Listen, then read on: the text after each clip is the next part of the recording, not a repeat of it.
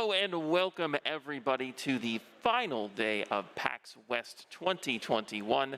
My name is Fickle and I'm joined by Evil Cat today to talk a little bit about Valorant. Today is going to be all Valorant and we're going to have nothing but collegiate and high school players bidding for their $10,000 scholarship monies on the line. How are you doing this morning, and how's your PAX so far? I am doing fantastic. This is my first time coming out to one of the PAX events, and I mean, even though it's COVID, even though all this is going on, it's still great to kind of connect with the community, to get to come forward, and well, of course, to have Valorant, because Valorant has come up during COVID. There has been practically no LANs, practically no events in person, and I'm so excited to get to, I guess, experience the game while we're actually here, and for the players as well, it's going to be awesome. Yeah, I'm seeing some pugs going on over here to my right, and the players are already popping off. So yeah. They haven't gotten onto the stage yet, but they are really biding their time to get to there. We're currently in top 8 and we're deciding those in the LAN area, but we will have some matches for you coming up on the stage after some of our segments. But if you missed any of the action yesterday for our Guilty Gear Strive tournament, we have a highlight package for you and you're not going to want to miss that action. Let's check it out.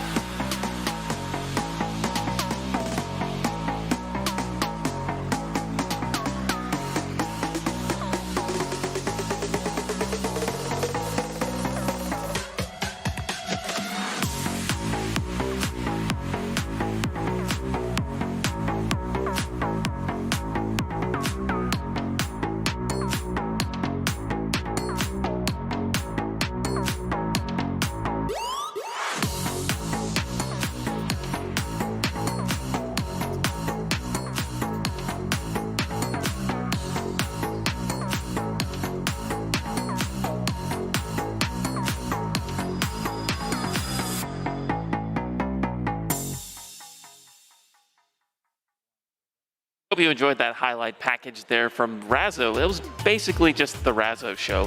Do you play much fighting games at all? Have you dabbled in that category much? I'm not really a fighting games person myself, but it's such a fun game to watch because it feels really cerebral, right? Like, you don't have to know the game to be able to watch it, to be able to enjoy it. And I mean, last night I was here live while it was going on, and just the crowd was just electric. Everyone has such a love for the game, and it was just really cool to watch it progress, especially for a title that's pretty new in the FGC. Yeah, it was an amazing crowd. That was a fantastic show, and Razzo caught up with us after the win to get their thoughts on that matchup. We have an interview prepared for them, so let's check it out.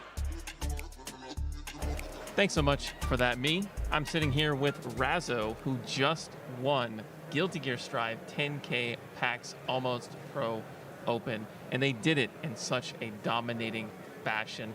Razzo, how are y'all feeling after that amazing win in the set? I feel awesome. I'm honestly, I was so happy just seeing a full crowd just getting hype over Guilty Gear, and this is the second event I've really been out with that kind of crowd, and it's been awesome. Like, I don't know how to. I'm just overwhelmed with like feelings right now. I've had such amazing support. Both at the event and at home, all my friends' homes. It's been great. And at my own home even, yeah. It's been awesome. And I was chatting with you a little bit about the matchup going into it. So you played a Soul in Grand Finals, and you made it look free. Tell us a little bit about the training y'all went through in the days coming up to this, because I know you had met some people that helped you train for that matchup here at PAX. It's actually a very good question. When I first got to this event, I was just kind of at a setup. I was just getting used to the setup, and Mira came over and was like, "Hey, I remember playing you from an online tourney," and I was like, "Oh yeah, Mira, like, what's up?" And so from there, we played probably like 50 games at the setup, and then we proceeded to hang out like the next like 3 days. And I went over to the hotel, and we played more games and more games and more games. We played about 300 or more games, at least 300 games. Both Mira and Eli. I want to give a big shout out to those two because they've been amazing friends, and I'm very glad that I went out here and got to meet them. Otherwise, I wouldn't have. And that's the power of the FGC. You sit down at a setup, playing some casuals, you meet friends for life. You'd love to see it. Let's talk a little bit about the future with your competitions. And if I remember correctly, you are from Florida, and so CEO will be coming up.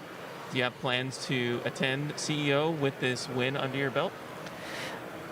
I already have a reservation for a hotel. I want to say the one funny thing, though, is that I didn't sign up for Strive because I didn't know I'd be good at it. I signed up for my other game, Blaze Blue Cross Tag Battle.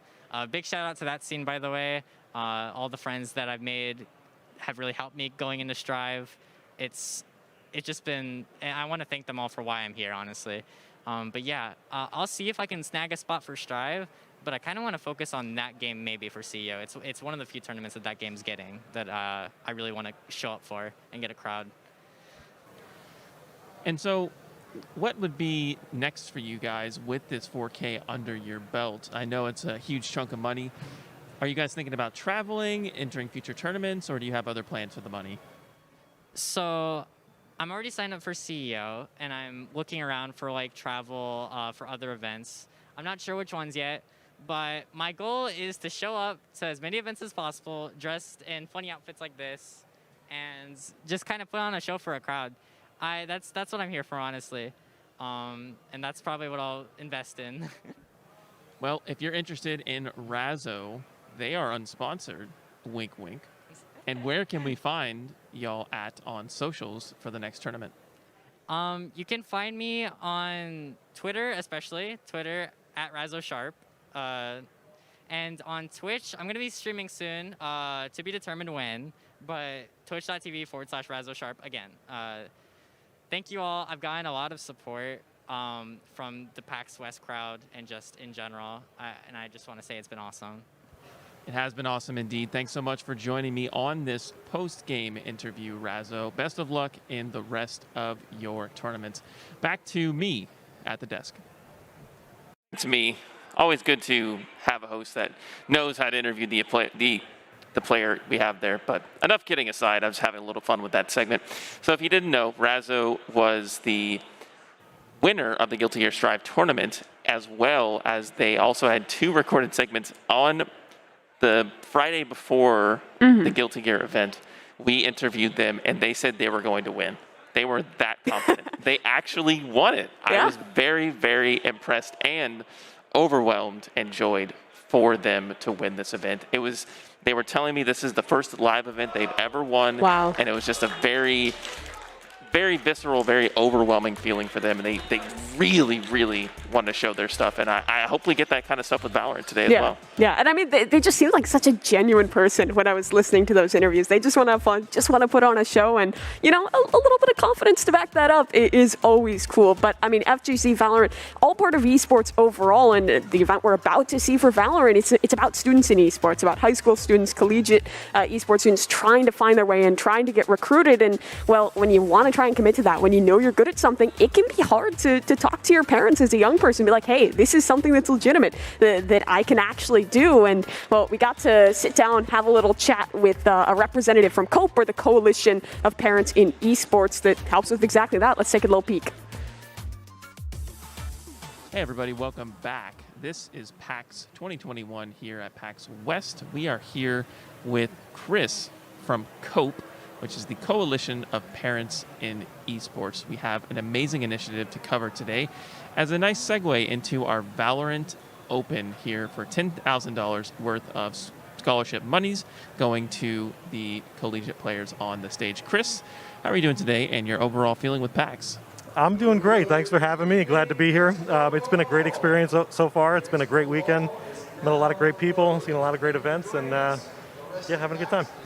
So let's talk a little bit more about this initiative, COPE. So it's the Coalition of Parents in Esports. And so there's this stigma that video games and esports in general are not fit as a career path, especially for young children. You know, you see all the YouTubers and the Twitch streamers making their lives off of this, but that's the very 1% of 1% difference. And so lots of parents don't truly understand, or maybe you are a player trying to convince your parents that it is legitimate. Talk a little bit about your organization and their efforts. Great segue, great intro. So yeah, we're a 501c3 nonprofit. We were started last year. We just launched back in October of 2020. And we're all parents of pro players and content creators. We got tired, like you said, we got tired of the stigma that's out there surrounding esports and gaming. We've received, all of us have received some form of backlash from either our school districts or from the media. Just, you know, highlighting how bad of parents we are, letting our kids play video games and taking part in esports. So our main objective is to get the resources out there for parents and kids to highlight some of the great things that are happening in esports and highlight all the great opportunities and careers that are out there for kids that just come from their love of gaming and their love of esports. And so do you have any anecdotes about parents or players that you've helped convince and the stories thereafter of their success? Well, some of the parents we've reached, a lot of the kids we talk to are on Twitter. When we launched our Twitter page, we've gotten a lot of DMs from kids asking us, like, why do you support your kids, and how do I get my parents to support me? But we also found that a lot of the parents that we find on Twitter are already engaged with esports with their kids. So we found out that the biggest way we're going to be able to get in touch with the parents who are kind of on the fence or don't really understand a lot is through these in-person events, through the IRL events, whether it be an event like PAX or some of the smaller conferences or LAN tournaments. So we had a booth at a conference a couple weeks ago, and just seeing the parents come up to us and talking to us. Like, we had a couple, the dad was talking to us and the mom was behind him going, thank you so much for explaining to him what's going on here. So it's those moments, those light bulb moments we see with parents when they just see how great these events are. It's just like when you bring your kid to a soccer event or any baseball event, you get to feel the electricity, the excitement that's in the arena, and it's so much fun to see and so much fun to watch. From personal experience, I can say that I've worked many, many different esports events, and when you finally get the players and the parents at the event and the electricity is in the air, they get it. They finally understand why people would want to watch a video game instead of playing it. That's always a huge thing. It's why would you sit here and watch this when you could be playing instead? And many just maybe don't understand. And they eventually go on to be even the biggest fans and the loudest cheers in the crowd. Yep. So last question here for you. Where can we find Cope and their initiative going forward? And what's your overall goal for this company? Okay, great. So yeah, Cope, you can find us on Twitter at CopeGG on Twitter, and our website, www.cope.gg. Our overall initiative, like I said, is to provide those resources, be that resource hub to parents who might not be aware of everything that's out there. And one of the great things that we started the Cope Community Fund, where the money that we're raising is going back directly to the gaming community.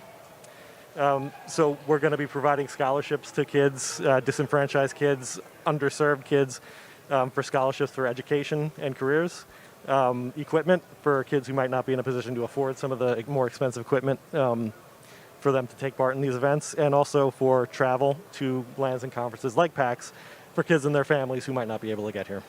An amazing initiative. Make sure to check out at cope.gg on their Twitter, CopeGG, for all of your resources for convincing your parents or for players wanting to know more about that. That's all the time we have today. We're going to kick off a Valorant 10K Open here for scholarship prizing, sponsored by Spin and Cope. Take it away, me. A wonderful initiative from Chris and Cope.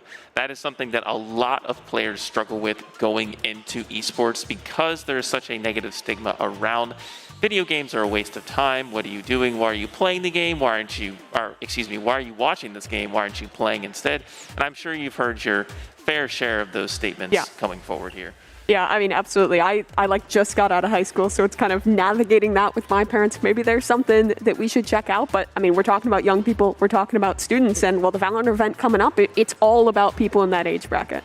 Yeah, let's talk a little bit about the Valorant event coming up as well, because that's what we're all here for, right? We have the 10K Spin Valorant Showcase, ages 17 through 24, and these are all high school/college attendees. And here's the breakdown on the screen right here. $10,000 worth of scholarship prizings, $7,500 for first place, $2,500 for second place. Third and fourth will be playing on stage as well, and they will collect some PAX merchandising worth $500 per team. So they're not walking away empty-handed, but definitely not in the podium. An amazing event. This, as you mentioned at the beginning of the broadcast, Valorant opened at a weird time in the world, and there have been not a lot of cases where we could get to the point where we're playing on land, playing on a stage, playing for high stakes, and I could not be more excited for it going forward. What is going to be your favorite aspect of this event coming forward? I mean, I think it's just finally getting to see Valorant in person. I mean, we can hear it right now. Players are popping off. Players are excited to be here. And I especially think it's cool for this young age demographic, because for the most part, the Valorant in-person events, it's the VCT. It's the best of the best, just like the very pinnacle of teams. There's not a whole in-person scene for the lower level events right now. And this gives a lot of opportunity for a lot of local students to kind of get the taste for the competition. Because unless you come from Counter-Strike or Rainbow Six or even FGC or another game that's existed before COVID times, you're likely not having LAN experience. So it's something new. You get to be on that stage. You get to feel that crowd behind you and kind of get that fresh experience, which I think is amazing as a spectator and as a player for Valorant. Getting your first opportunity at that is absolutely massive. And that's not even considering the scholarship money behind it, because you win this $7,500, it's split between your team, but that's still over $1,000 going towards your education. And for playing a video game, that's pretty dang good.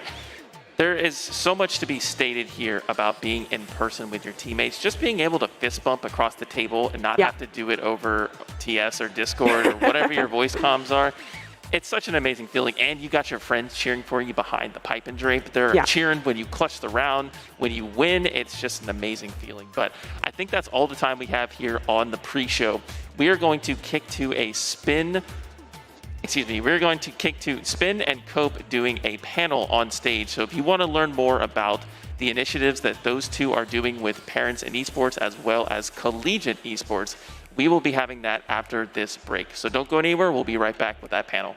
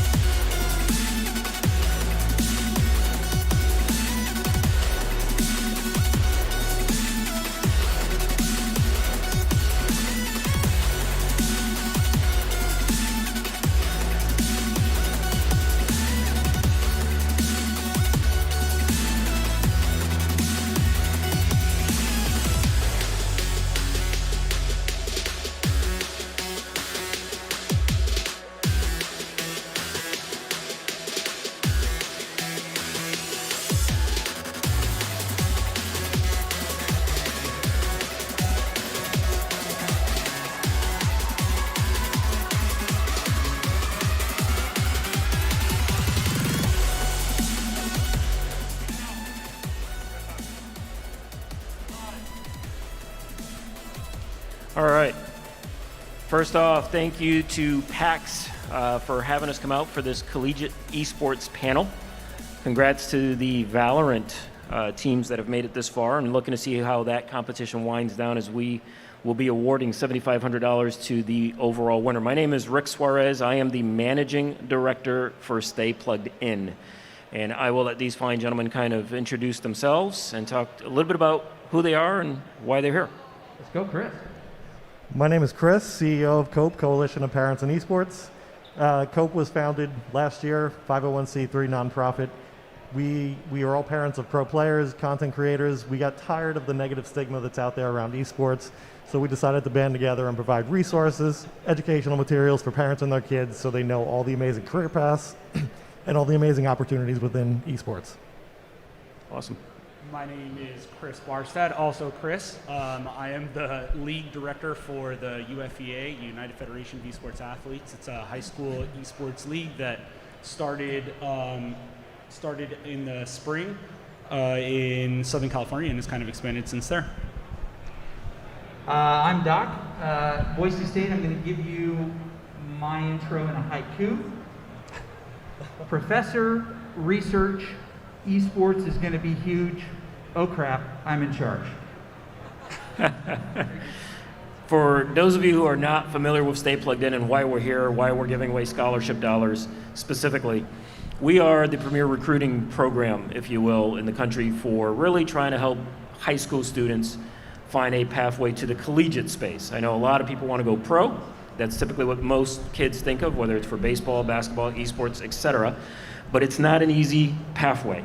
But what we have found over the years is that there are certainly a lot of different career paths that the collegiate scene can provide for a number of students that love gaming, and that's why we're all here. So at the end of the day, my first question, and we're going to treat this more kind of as a fireside chat, where we're just going to continue to talk about some of these topics and give our opinions on it, if you will. But my first question really for the group is the current state of collegiate esports, and we're all coming at it from a different angle. You're in college esports, you're kind of at the high school level, you've got folks that you not only that you know personally, but in family as well that are at the pro side of things as well. But the current state of collegiate esports, how is it in your mind? What's working today? And I guess I'll start off at the other end and kind of work back. I'll say busy.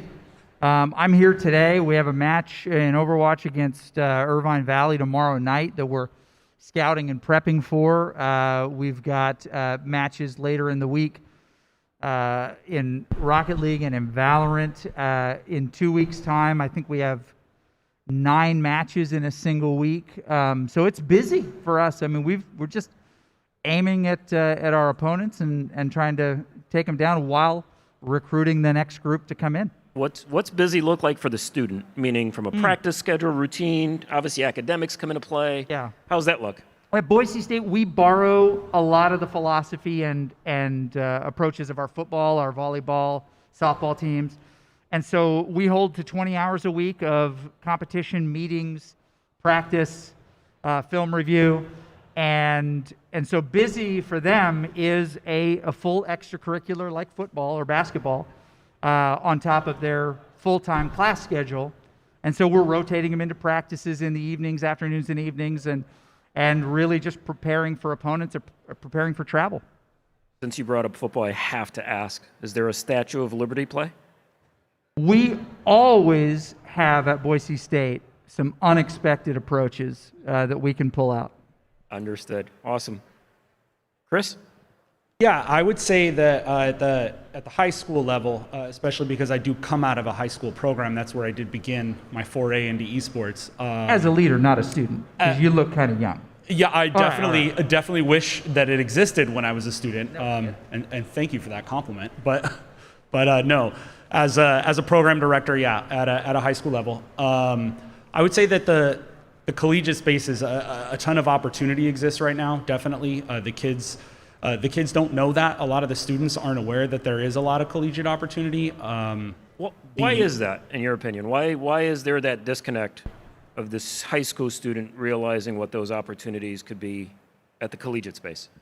I think a lot of it is just mass media at this point has not really taken over esports in the way that it's taken over traditional sports yet. There's not a lot of awareness, and I think honestly, and I'm sure Chris will speak more to this in a minute, parental buy-in is still a big part of it. There's still a lot of parents that don't conceptualize esports as a pathway opportunity, a career opportunity, a collegiate opportunity yet, beyond just kids playing video games. And I think we're on the way there, but I just don't think we're quite there yet. Definitely, I agree with that. The biggest obstacle is getting the parents on board, and there's that, we like to call it the digital divide, where a lot of parents don't really understand the space and they're afraid, and there's that lack of knowledge, lack of understanding that leads to the fear of the unknown. So the more resources we get out there, the more we can provide for the parents, the better it's going to be. More people are going to get on board, and we're only at the start here. So. Yeah, no, I would agree. So let's talk a little bit about that. That's a little bit more of an uncomfortable topic, but in respect to kind of some of the negative connotations that video gaming has from a parent perspective at the end of the day. I look at it, I have 3 kids. My oldest son loves to play Rainbow Six, and I didn't buy in at the end of the day. That's one of the reasons we started Stay Plugged In, frankly, because through my journey of understanding my child's passion, I started to understand the wealth of opportunities really that lay in front of him if done correctly, whether it's through the collegiate space or really through the job force perspective. So you quickly start to think about the child in the basement or up in their room, in the dark room, kind of eating Cheetos, sipping down some Mountain Dew, and that's gaming. And they're not getting out with their friends. They don't have a social life. You've all thought it, heard it, et cetera. So how do we educate the parent as to really how to navigate this space in an intelligent manner to really take advantage of what some of those opportunities are? And how does that look? And what are those conversations like? I'm curious, obviously, for you when you've got recruits coming in. I want to hear Chris because that's what you do, right? That's what you do. Yeah, that's what we do. That's what Shay and I do. The biggest thing we tell kids is to get their parents involved. Open those lines of communication. Show your parents all the great things you're learning in the space. And when my son first started out, 13, 14, there were so many amazing things he was learning, not just competitively, but he was communicating, teamwork, marketing himself, branding himself. So it wasn't just on the competitive side. There was so much more real world things he was learning and being able to utilize daily. So it's talking to parents, it's getting them involved, showing them how to watch their kids, whether it be on Twitch or on YouTube, to watch their streams, to cheer for them. Just like when parents go drop their kids off at soccer, they meet their coaches. They watch the practices. They're involved with it. Why can't we do that here? Why can't we get more parents involved here? So that's what we need to get them on board with. So that, to me, starts at a young age, meaning I grew up baseball, love it. T-ball, right? Kids are out there playing in the sand more than baseball, but at about age 5, they're out there with their parents, and there's that progression where I think currently in its current state, we don't see that obviously in the esports side, but we're starting to see that trickle-down effect, meaning we heard about pro, we saw the collegiate space really explode, and it still is.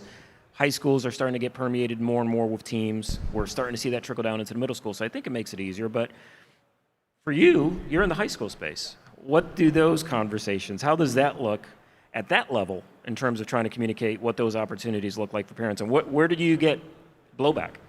Yeah, when I was working in the high school setting itself, and actually we were talking about this just earlier today, about an hour ago, was I found success in making sure that schools themselves participate in the educational process for parents. That has to be supported by the institution as well. You need institutional buy-in, and once you have that buy-in, it helps move the conversation with parents as well. So participating in those information sessions, when there's like an athletic information night at the school level, having the esports programs represented there is super helpful, because then they're seen as legitimate, and then the parents, oh, my kid plays video games, tell me about this. And then that just opens the door to start having the conversation about, oh, your son or daughter plays video games, great. What do they play? How often do they play? What do you see them doing when they're playing?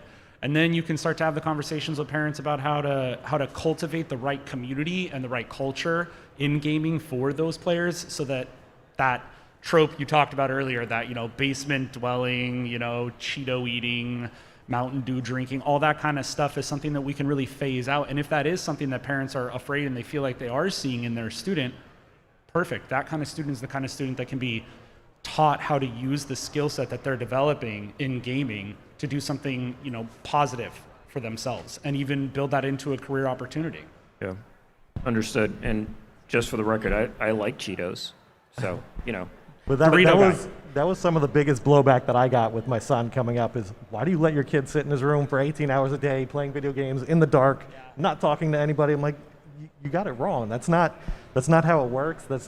He's got friends all over the world that he meets up with pre-COVID and hopefully soon.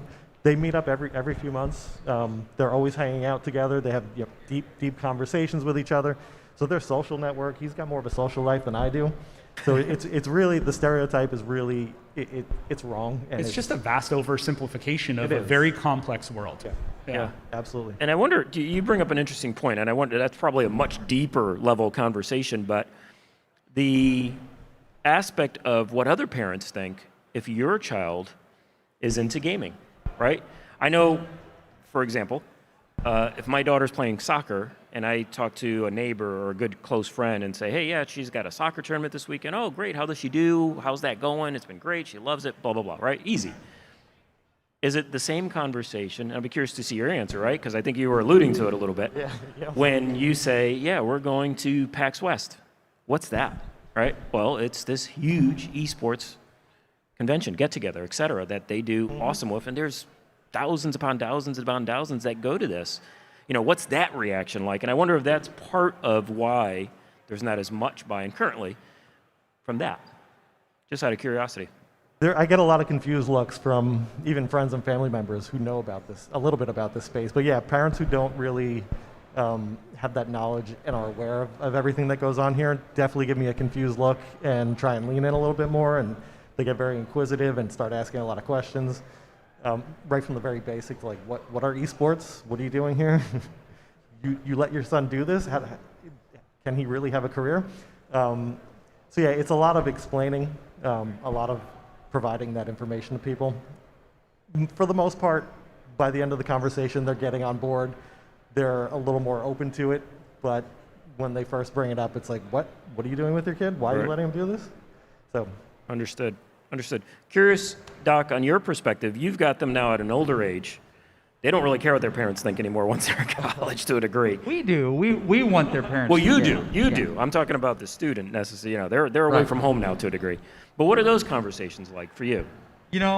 It's the kind of conversation you've seen a million times, either directly through the recruiting process or on TV and movies, where we sit down in a living room. What was your game? What was your top game? When I was... Yeah, I'm going to recruit you, by the way. Oh, Counter-Strike. Okay. 20 years ago. The family sitting right here, we're having a conversation about, and for it to be appropriate recruiting, I'll do it with a Southern accent, like the good old ball coach. But one of the things that we think is so special about Chris is he's an amazing communicator. He can make the teammates around him even better. He finds what role he needs to fulfill, and he does that for the benefit of his team. And if he's got somebody who's really excellent, he doesn't fight him, he lets them do what they do. We spotted all of that while watching him play a video game, and we think he'd be an amazing Bronco. We'd love to see what he would look like in blue and orange. And we're talking about the things that these parents already see in their child, but they did not realize that those characteristics are evident and developed through competitive team gaming. And for us, that's key. We're looking for really smart people to come to college, to do well in college. And what they do in a game is an important characteristic of who they are. And oftentimes parents are seeing that for the first time.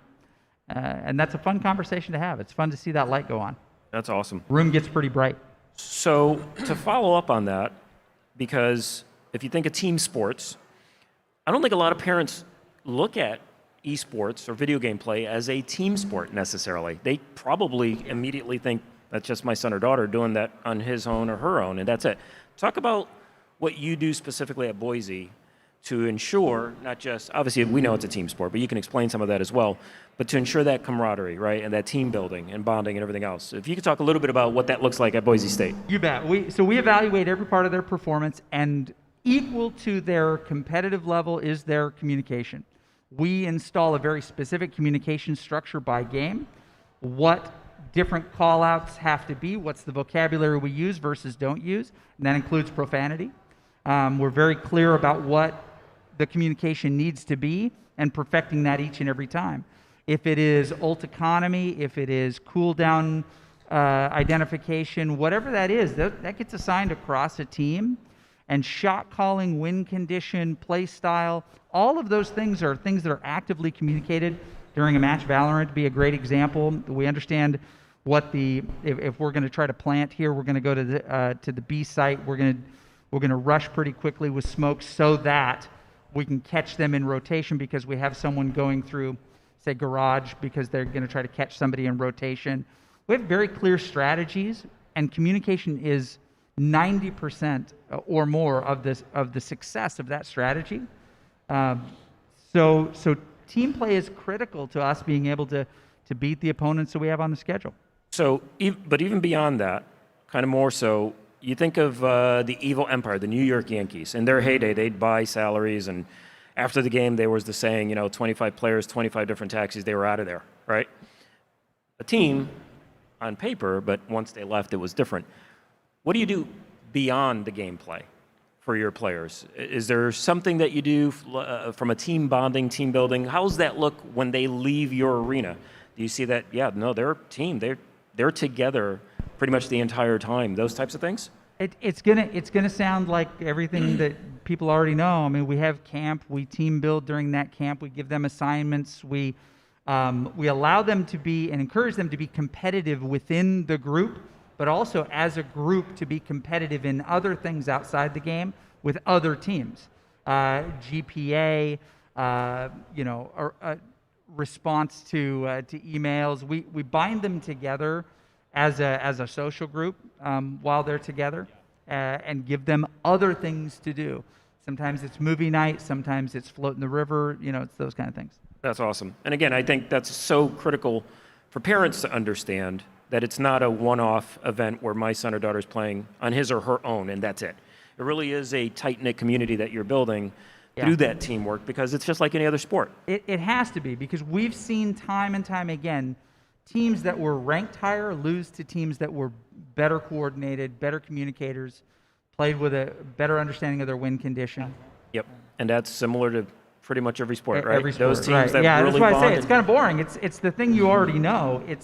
We say all the time that, the difference between sports and esports is so minute. It's the field that we play on. The only difference is the E. Yeah, that's awesome. Now, you've hit upon some of the opportunities that esports has brought upon for you, specifically for your son, and some of the things like marketing, branding, things that really have helped him spread his wings. But I'm going to pass you to the other Chris, because that's the high school level. What are some of the things that you recognize that you can start, or that you probably do already implement with your structure for the students coming on board beyond the game that really helps accelerate what those pathways look like to a Boise State or beyond? So some of the things you mentioned, certainly league night type things do a lot of community building. I also think that there's something inherent about the gaming community when they're given a space and an opportunity to be together, especially in person, in a way that's not that they maybe didn't expect because of the kind of the novelty of esports still at the educational level. Anyway, educational institutions, we're still at the inception of it, really. We're in the first 5 to 7 years of this being something serious, and at the high school level, maybe only 3 years. But when we talk about pathway opportunity, I think of 3 or 4 schools in the league that have dedicated casters, they have dedicated streaming teams, excuse me. They have dedicated camera people, just dedicated commentators. They have color commentary. They have play-by-play, and these are kids. entirely run operations by kids. They have social media teams that are all run by kids with an adult who is a faculty member and a, I'll say the term coach because that's the title that they're given, but in a lot of ways they're just signed on a piece of paper and they just supervise, and the kids do it all, from playing to practicing to coaching to everything. So when we talk about gaming and esports as a skill, that's fine and that's great, but at the end of the day, even out of the league, the 2 major scholarships that came out of our league last year were for casters. They weren't even for gaming themselves, and they were kids who they like to game, but they're not as high caliber players as the rest of the teams that they're a part of, so they decided to find another opportunity to be involved, and then they found their way to college by doing something peripherally involved with esports, which, if that's not engagement, I don't know what is. Yeah, no, that's incredible. So kind of switching gears again to your exposure and your experience, where did that start? At what age did you start to see or recognize within your son that, wow, this is something they're passionate about? And at the end of the day, I want to make a comment on that.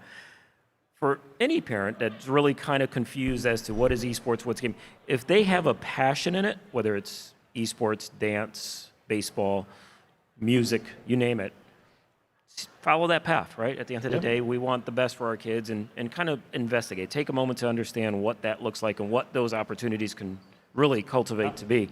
But for you, when did that start? And when did you first start to have an inkling of, okay, he's pretty good at some of these things, and how did that all evolve? Right. Well, just to touch on real quick on what Chris was saying, even like backstage, the guys behind here, I got a quick tour of behind the stage here, and this doesn't just happen. This doesn't just pop up. There's a lot of work. There's a whole team, whole crew back there doing an amazing job all weekend long and all these other events. So huge shout out to them. And yeah, like I said, it's a lot of work. But when my son first knew he wanted to get into esports and gaming, he was 10. He was very definitive when he came up to me and he said, "Dad, I want to be a YouTuber. This is what I want to do." And he was very determined with it. He was recording his own videos with his iPad. He didn't have any of the equipment for it. But just seeing him light up when he hit record and started making his videos, his personality really just jumped out. He was a very shy, quiet kid, not a lot of friends, but when that camera came on, he was a different person. His skeptic personality came out. So that was it. When he was 10, he started introducing me to the scene, everything that was out there. And when he saved up all his money and got all his equipment ready to go, and he turned 13, he started streaming. So that was when I really got introduced to the Twitch world, the competitive scene. I'm a mod in his channel, so I'm in there, I'm active every day, and it was pretty eye-opening how much went on. And I think the thing that I didn't know getting into it was how big the scene is, how big the industry is. And I think a lot of parents still have that misconception. But I think you're 100% right, which leads to a perfect question is, how big is that space? So again, I'll kind of go back to you, Doc, based on your in the collegiate space specifically. Talk about how big it was, let's say, 3 or 4 years ago to what you're seeing today, and where you think it may even go. You bet. So I'll go even further back in time. 1869, the birth of college football as we know it. Rutgers, Yale, and Washington State, believe it or not. No, I'm kidding. It was Princeton. And they were the first 3 schools to be given the ability to play as their school, to wear their colors, to play it officially on they've been playing football for years. It was a student game. Esports has always been a student game. For us, fast forward 150 years to the Robert Morrises, the UCIs, the Utahs, the Miamis, and a ton of others. In the beginning, it started slow, but student games. Once we understand, okay, so this is kind of like this other thing we know. They grow pretty quick. 880 is the magical number. It's continuing to drop, but a couple of years ago there were 880 college football programs 4-year to 2-year. Today there are over 420 recognized college esports programs. More than 300 of them now offer scholarships. That number continues to go up. I think that there'll be a crossing point. Football will never go away. Football will never stop being something we love to watch, and that's good. But the number of universities, especially, and that's a pyramid, right? The pro teams to the college teams to the high school teams are what, 26,000 high schools, right? Yeah. So as that continues to be a big part of what we do, I mean, we're just going to see more and more and more, and that's built on a base of youth. Go back down to 5-year-old T-ball. I don't know, there'll be 5-year-old League of Legends. Sometime my team plays like a 5-year-old League of Legends team. There are fights, there's tantrums. There's always a tantrum, right? Yeah. Maybe that's the most accurate one. But for what we do, it just continues to grow. I don't even engage in the why it's important conversation as much anymore because it's kind of unnecessary. I mean, our conversations are more about, well, let's find the people that best fit our way of thinking about it in philosophy. Right. Because we're technological determinism, which is basically the theory that once something becomes pervasive in a society, penicillin, railway, electricity, we no longer can decide whether or not it will have value. It becomes its own movement, and we can't put it back in the bottle. We can't put electricity back in the bottle. So that characteristic of esports has already reached that wave point, and now it's just, will we ride it or will we push back against it, with no success? And I choose to surf. I'm with you there, brother. I'm surfing. What we look at that younger age group, we host a number of camps with like Minecraft or Roblox for those younger age students, right? Because that just increases that energy of creativity. Those are potentially future engineers and everything else, or gamers that learn how to code, etc. So I think there is a way to look at that pathway even at a younger age, but in a different model to a degree. How about high school wise? We see what colleges look like and what that evolution is today and where it could potentially head. What's been your experience at the high school level? Is it a little bit more of a struggle because of not as much of participation there? How's that look for you? Yeah, I think I just think that where we are resource-wise is, we're just tracking behind what the collegiate space has been capable of doing is all. I think that's kind of the way of things. The luxury also is that at the college space, your players are adults, and they get to make a lot of decisions for themselves. And at the high school level, we have to get a lot more buy-in from, a larger constituency group than just the player themselves. So that's been a part of it. When you talk about public schools and you talk about district level decision making and school leadership and things like that, it's not that school leadership doesn't want to do what's in the best interest of their student population. It's that they still need to learn about why this is in the best interest of the student population. And as Doc was saying earlier, we are close to the pervasiveness in society where that conversation will be moot.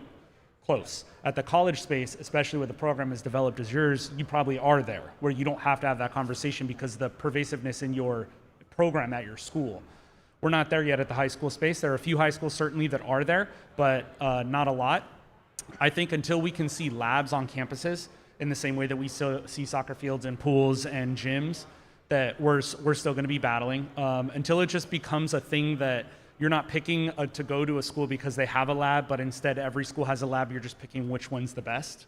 Once you get to that point is when it'll be a little different. But for now, there's a lot of conversations that still surround, look at these kids who tend to be, disengaged from the school community traditionally. I'm going to engage them in the school community. I'm going to get them involved together and then put them together and then, teach them how to work together as a team under the school's, logo and under the school colors. And that's a lot of the sell point to the school leadership is I'm taking kids who normally don't do anything at school except come to school, and I'm now giving them a thing to do under your school's logo. That's a big part of it. And when I meet with schools, with coaches who say, how do I get my school to buy in? What do I do to get them to help and support? That's what I tell them is you've got kids at your school that want to do something as a school, and you're not letting them. Help them. They will do it. You don't have to give them much. Give them a little rope, and they'll pull. They'll go. No, I would agree. That's how that space looks, but Yeah, I'm just curious to know if you get more pushback from, or if you hear about more pushback from the school districts, or if you get that from like parent associations like the PTA. I think that the parent associations are the ones who probably are helping influence some of what the schools are willing to do. So I would say that I would say the school is the one you're dealing with most often, but the school, in a lot of ways, schools answer to parents, and that's just that's the nature of the beast. But they also answer to state regulations and policies and compliances and things like that. And with the rating system behind games and the fact that not every school is willing to do the same titles, to play the same titles, that creates a lot of complication for league mechanics as well. Every school plays water polo, but in esports, you still have some that are doing Overwatch and some that are doing Fortnite and some that are doing League and some that refuse to do Overwatch because it's too realistic, like guns and things like this. So you're battling all those kinds of things. It's all about trying to negate those with the more important qualities that come out of esports, the things we've been talking about: leadership, communication, verbal skills, social skill development, how to represent yourself online, those kinds of things. Those are the buy-in factors. Thanks. So you bring up another good point. So we're building up to the championship here for the finale for Valorant. As we all know, Valorant's being pushed out there. It's an incredibly exciting game to watch. Yes. Kids love to play it. Way better than CS:GO. Maybe Go, but not CS 1.6. He said that. He said that. For you specifically, how do you communicate, or what's your workaround? It's a game that has guns in it at the end of the day, right? How do you communicate that? That it's obviously offered at the collegiate space by a ton of different schools, and that's going to grow even more. Well, that's number one. Is exactly that. Is the colleges are doing it, and the colleges are handing out money for this.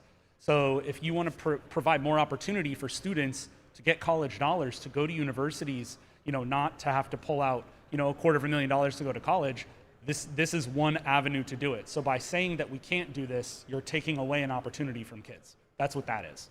So that's number one. Number two is, and this is the difference between Counter-Strike and Valorant, is there's no firewalls in Counter-Strike. So that's, at the end of the day, that's always my go-to as well. Fantasy. Yeah, it's fantasy combat. It's fantasy. There's laser beams and there's firewalls and there's all these kinds of things. There's bow and arrows. I mean, there's all kinds of other metrics to the game that take away the realistic violence. And then, of course, at the high school level, I just tell them to play no gore mode. We also on campuses don't have a sassy Australian lady who can conjure animals from midair problem, right? We don't have a sky problem. It is, by its very design, a departure from reality, and that goes a long way. We've never had issues with Overwatch in our realm because a genius gorilla with a Tesla cannon problem does not exist in places that we know. So, and once they have insight, once they see, you asked this question before, how do you get people on board? You let them see it. You let them listen to it. You let them, I've handed my headset off to countless administrators to go, listen to what they're talking about. Yeah. Now let me explain the strategy. Now here I've got this sheet, and here's what we're trying to do. And the light comes on. Yeah. It's when they don't have visibility into what it looks like. They just hear about it, that we're going to play a game. They need to come and watch it. They need to come see folks cheer. Then they get it. I would agree. And from the parent perspective, when you have all these realistic games with guns, and it comes down to communicating with your kids and teaching them that the difference between the fantasy and reality. Like, hey, this is a game.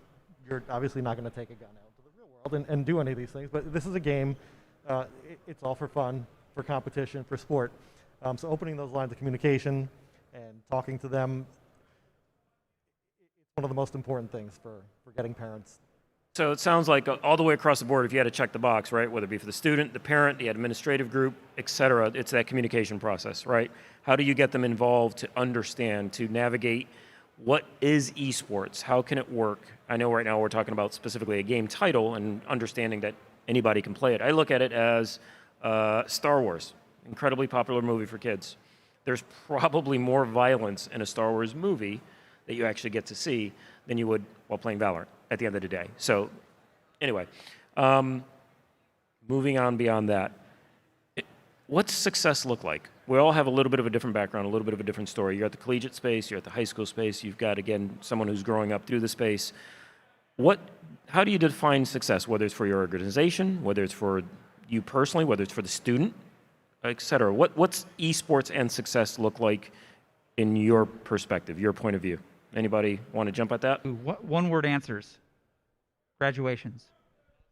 Love that answer. College. Love that answer.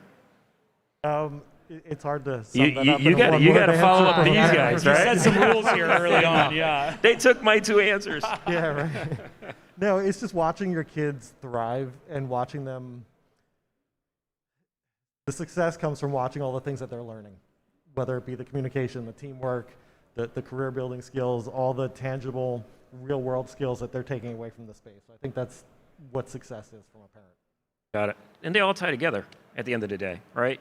To be a good high school participant in sports in general, you got to communicate. You're going to learn quite a few things. You're going to have to work together with a team, et cetera, to get to that next level, which then means college, right? Which is your answer. And then obviously once you have them, it's all about getting that diploma at the end of the day. Get that degree, move forward into the workforce, and then being able to work in an industry that they already are so super passionate about, that they love. They might be future employees at an organization like PAX, right? Future panel members. Future panel members. This is hard work. I don't know about that. I wouldn't go that far. But I do think when we talk about success, if I think of personal success, because I do think that at the time that I went to college and all of that, and all of us here, when we were all doing that, this kind of thing wasn't happening. Actually, that's not fair. PAX probably was happening at the time for some of us when we were in college, but certainly not to the degree that it is now. And the fact that I get to wake up every day and work in the esports space, I mean, that's testament to the reality and the viability of this as a growing landscape and career opportunity outside of gaming, but involved in gaming still. I get to talk about games all day long. I mean, that's a part of the job, and to me, how can that be a career? That's not work. Yeah, when you think about it, how many people? It's really hard work. It's just not real work, right? Yeah, I mean, if you're having fun every day at work, it doesn't feel like work, and I think that's the dream for everybody. Really, that's success for everybody, is to be able to get up and not feel like it's painful to, slog out of bed and go to work every day. Sure. I mean, and there's so many opportunities now because things like this are happening. Yep. That's the main reason we created Stay Plugged In, frankly. My oldest son, similar to your son, a little bit more introverted, but gaming really got the best to come out of him. And he now works there. And at the end of the day, everyone on the staff will tell you, he's one of the most talkative people. He gets on the phone. He's on the phone with all the colleges and coaches and recruiters and kind of giving the lowdown on the players and everything else. So I see that as my own success with esports, because that's what, as a parent, that's what you live for, right? What's the best possible position I can put my son or daughter in? And where are those opportunities, whether it's in anything at all that they're interested in, and how do we pursue that so that they can make the most out of it? Ultimately, that's the goal. Last thing, as we start to wind down, especially for a lot of the high school students, they think this is somewhat easy. I can get to the next level. I can play as good as some of the pros I see. I just got to grind it out, right? If I go through the grind, I'm going to sign a super large contract with, and fill in the blank for any org out there. Tell me about what your thoughts are on that.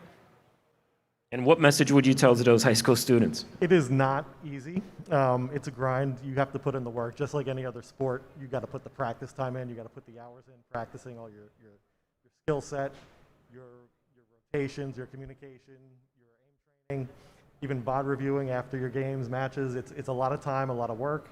But don't let that discourage you. Just like any other sport, though, you don't have to be in the top 1% to make it in this industry. Yes, it helps if you want to be a pro and you want to put that time in. But there's so many, that's why we're here. There's so many different career opportunities for you here. And to find that dream job and find that passion job that you love, that you can be happy in, this is the place to do it. But yeah, it's a lot of work. Don't let it discourage you. Put the work in. But just know that there's still a place in the industry. And I'm just going to add to that, because it may discourage a lot of students that are just starting out with esports, because a lot of kids play for fun, more so than to compete at a high level. Who plays video games for fun? I do. If I had to try to compete, I'd lose, even though I'm still Call of Duty. We're doing it. We're doing it. We're doing We're it. gonna do it. At the university level, interestingly enough, as I've spoken with quite a few of them, there are colleges and universities out there that, don't get me wrong, they are striving to be the very best at whatever title they are representing. But there are many others that they just want to get kids on board and come out and create that community and create that connectivity to the workforce beyond just the gaming structure once they graduate and everything else. And to your point, if they're passionate about it already and are able to wake up one day and this is their job, not necessarily as a pro, but as a caster, which we see folks here, or the hundreds of people behind the curtain here that are doing a ton of work constantly, et cetera. So there's huge opportunity in it, whether you're top, somewhere down here, or anywhere in between. And I think that's important for the high school student and parents to really understand as well, that, again, if done foundationally correctly, there's specific pathways forward into college and into the workforce. With that being said, we're kind of winding down here, so I'm going to let everyone take one last parting shot. Anything else you want to either add, et cetera, but we'll kind of go shot, from here to here. So add anyone, so I can rip on Chris, or this is free for all right here. Free for all right here. No, you know, everybody brings up really, really good points. You talk about just competitive level. There are so many colleges.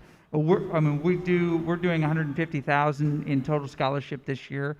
My goal is to increase that amount every year, and we scholarship top level, you know, Radiant, Immortal level Valorant, or Grandmaster Top 500 Overwatch. But we also scholarship the silver player who is really good at supporting everything else we do. They may not get a starting spot on the team this semester, but they're going to be part of what we do on a daily basis. And there's opportunity. I'm a big believer. I mean, I'm a professor of video games, right? So it's the greatest made-up job ever. But the truth is, if you continue to work in a space or in an area, a discipline that you love, eventually opportunities will be given to you that you didn't imagine, even if it's not the first thing you thought of. We talk about it all the time. The most important ability is availability, just being around, contributing, having an interest, trying to do the next thing, accepting assignments and responsibilities. Anybody who wants a career in esports just needs to commit to any opportunity that they're given, and if it's to, you know, it's to be a production assistant with a great crew like this, you know, and just run things back and forth, that's the first step. Because I'll bet you everybody in that line back there remembers the first gig that they had, and it wasn't the most technical gig, and now they're like, you know, running full observers, and they have all this knowledge and experience. You just have to dive in and do it. And if you love it, find a way to contribute to it. Don't place everything on your shoulders of, oh, if I'm not Radiant by the end of the year, then this isn't for me. That's really short-sighted. Anything you love, you'll do for a decade or more. Yeah, no, I would agree. And I know we've talked offline a little bit about this, but that's pretty significant. 150,000 that you guys have for scholarship monies for students that are interested in, obviously, gaming at Boise State. Is it all just esports, or do you tie anything else into that? Well, I mean, we access other scholarship programs as well when we bring students in, whether it's a regional scholarship. Grades are important. We can get folks a lot more money if they just bring their grades even up a little bit. So you're able to tie in the component of GPA and how they're doing in high school, yeah, to increase that amount even beyond that, right? I get that question all the time from high school students who want to be recruited as players. They're good to great players, and they say, what can I do to prepare for college? Raise your GPA, 0.2. Just finish super strong, and we can offer you things that are not available to you now, but will be when you go from a 3.0 to a 3.2. Just little things like that. And it's a big indicator of the kind of success you'll have in college. And our goal is to get you to and through. Awesome. So. Awesome. Chris? I guess my one last piece would be, and I'll echo a lot of the same sentiment, because I really think that that's probably a nice summary of everything we've talked about. I stole it from probably AJ Dimmick and Joey Gariziak. It's that, earlier you mentioned, Doc, that we always want to liken to things we understand, and the traditional sports model is the thing we understand, and we're, in a lot of ways, we're talking about esports in a traditional sports model fashion. a lot of kids that grow up and become baseball journalists and become football agents and become content creators for ESPN, and all those people, they all didn't just decide that's what they were going to do. They just probably really liked baseball and football when they were kids, and they realized early on maybe that I like it, but it's probably not my career path to play it, but I can do something that relates to it. It's the same exact thing. That's the same language. There are esports talent agencies out there. There are esports content creation companies out there already. So if you like to game, but gaming isn't the thing that you want to do with your life, but you'd like to be involved in esports, and you're in high school and you happen to be good at video editing, go talk to one of the faculty advisors at your school. Go talk to the esports coach. Go talk to someone in IT or comp sci at your school and tell them that you want to do this thing with esports. And there will be a way for you to create a whole portfolio and a whole set of skills for yourself that are involved in esports, but don't necessarily involve gaming. And guess what? I guarantee everyone behind that curtain, for the most part, at some point later tonight or when they get home or whatever, are going to start gaming against each other within those communities, but they still work in esports, but not on the professional gaming side, right? So there are thousands of people that putting this on that are in the esports industry right now that are not playing professionally. Yep. Yeah. Agreed. Chris? Well, when you think about it, we're still in the infancy of esports. We're still at the beginning. We're on the ground floor here. There's so many opportunities coming up. And I'm just excited to see the growth that's going to happen over the next few years. But for parents, make sure you're talking to your kids. Get engaged, get involved with them. Find out what games they're playing. Even play with them. Even if you want to bust out the Wii and play some Nintendo with them. Just play with them and get to learn why they like to compete, what their passion is. And on the other side for kids, get your parents involved. Talk to them, communicate, tell them all the things that you're learning here. Tell them all the amazing things that you want to do in this space and why you love it. Tell them why you love it. Got it. That's fantastic. Well, first and foremost, I want to again thank PAX for having us out, frankly, and be able to take some time to kind of just really chit-chat at the end of the day. Hopefully somebody picked up something from that, and if not, I'm super grateful for the three of you just to be able to spend some time communicating. Just hang out. Yeah, so, but for anyone watching, listening, take a moment. I know Chris, this makes my job easy. The reason we picked these folks in particular is because I would forget who they are, but it's easy when you're all named Chris. Take a moment and seek out Chris number one to learn a little bit more about his organization and getting that communication to the parents that are out there potentially and looking at esports and what can it be like for my kids. From the high school side, right, we've got the main event is about to start up sooner than later. Players, if you are part of a high school organization, fantastic. If you are not, I highly suggest pick Chris's brain. Hopefully your high school will be able to look at what specifically they can do to bring esports to them. And then obviously at the collegiate level, Doc's a little modest, former coach of the year, has a phenomenal program at Boise State, and they do so much more for the student beyond gaming. Go on their website, check them out. Trust me, you'll see exactly what I'm talking about. Take a moment, seek them out, especially some of you top-level Valorant players. Unfounded allegations. What's that? Unfounded allegations. Unfounded. Don't take my word for it. Check out his website. And me and my staff, we have the Stay Plugged In shirts. We will be around. If you have any questions on that connectivity, what do some of those pathways look like collegiately and beyond, we'll be more than happy to sit down with you and answer any questions. But again, thank you to PAX. Hopefully that main event will be every bit as competitive as everything I saw here yesterday as well. And then lastly, make sure that for you guys that are out there and listening to this, come to the next PAX event. There's no better place that you can have your parent and or high school student involved in that communication process than to go through the exposure and the experience itself. These types of events that PAX puts on are so phenomenal that the engagement from that by itself lends itself to that communication process between that student and parent as to, this is what it's all about. This is the passion I've been talking about. This is why I do what I do. So other than that, again, thank you, and we will sign off now. Appreciate you guys. Thanks for having us. Thank you.